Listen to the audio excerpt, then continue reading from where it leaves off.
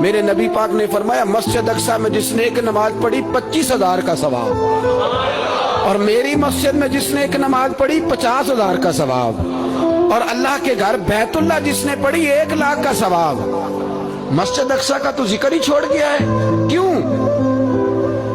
وہ مسجد جس کی طرف منہ کر کے 15 سال میرے نبی پاک نے نماز ادا کی، مسجد اقصی کی طرف جدھر منہ کر کے تیرے اور میرے رسول نماز پڑھتے رہے، آج وہ مسجد یہودی کے قبضے میں ہے۔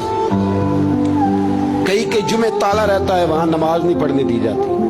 میں اور آپ، ہمارا اس قوم سے تعلق ہے جس قوم کے بچے کٹ گئے، ذبح ہو گئے، عورتوں کے پستان کاٹ کے برما کے بدھوں نے ان کے کباب بنا کے کھا لیے، چھوٹے چھوٹے بچوں کی لاشیں انہوں نے لٹکا ڈالی۔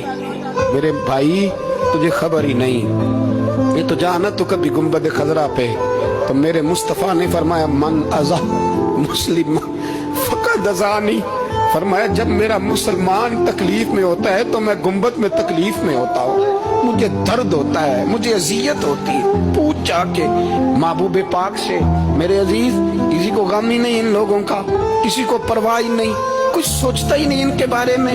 میں اپنے گھر میں مست ہوں، آپ اپنے گھر میں مست ہیں۔ میرے رسول اللہ کی امت لٹ گئی ساری، جگہ جگہ تباہی، 1 انچ دھرتی پر زمین ایسی نہیں جو کافر کی ہو اور خون بہتا ہو۔